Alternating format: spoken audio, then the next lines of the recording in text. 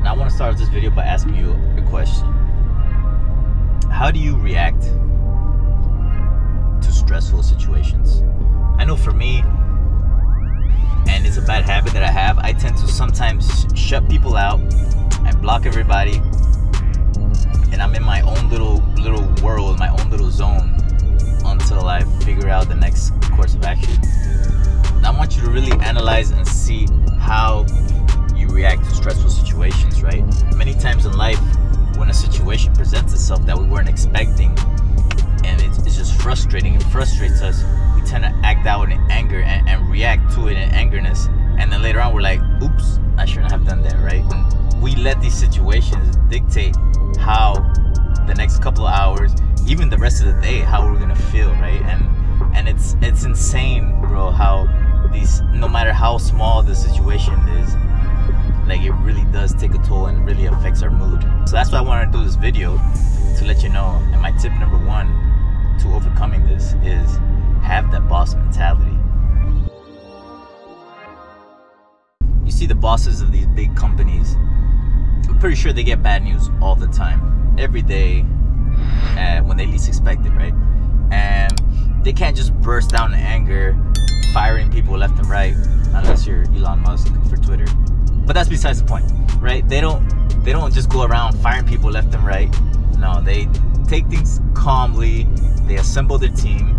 It's starting to sound like the Avengers. They assemble their team to sit down in meetings and discuss the best path and the best route for the company to take. And just like that, that is the same exact way that you should proceed with the decisions in life, right? You should take a deep breath, remain calm, and plan out the best course of action. And if we let it, it can ruin these relations and interactions, that we might miss out on the things that life was going to present to us that day, because we immediately shut down. At least in my experience, I tend to shut down and just like block everybody away from, you know. That's the point that I say we got to act like we're the boss, we're the CEO. We got to sit back, take a deep breath, and analyze what will be our plan for the next course of action. We can't just burst out in anger and do the first thing that comes to our mind, you know. Let's say our ex broke up with us, right? Or the boss gives you bad news that you have been demoted or even fired, you know. You're not gonna go around and start punching people in the face at work, you know, just out of pure anger. And then after, you're gonna be like, oops, I shouldn't have done that. Or you're not gonna text that girl who broke up with you. You're not gonna text her a whole bunch of stuff and then, you know, realize later on, like, oops, that was a mistake. So we can't just burst out in anger. Again, take deep breaths, have that cool mindset. Don't let nothing get to you, man.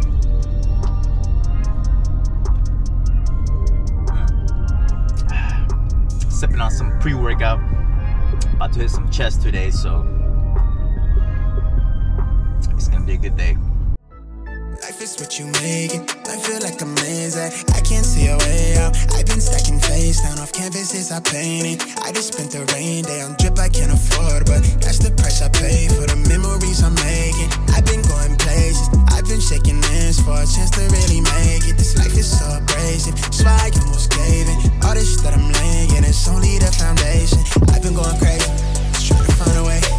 I was in the basement, trying to turn the page. I was going through the phase.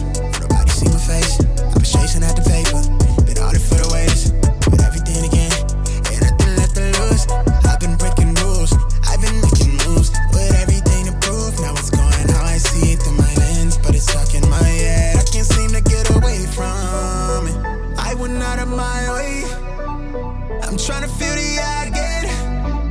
I've lost somewhere in my head. I've been out here all on my own, holding tight to the patch. Alright, bro, and this brings you to my point number 2. Stop crying over spilled milk. You can't change nothing in the past, you know. Whatever happened in the past is the past. I mean, if you spill, let's take it literally. If you spill a gallon of milk, why would you cry over it, you know? Yeah, you wasted money, yeah, you spent money on it, but it's already done. There's nothing you can do to change it. It's not like crying is gonna solve your issues, or it's not like crying will undo whatever happened, you know, whatever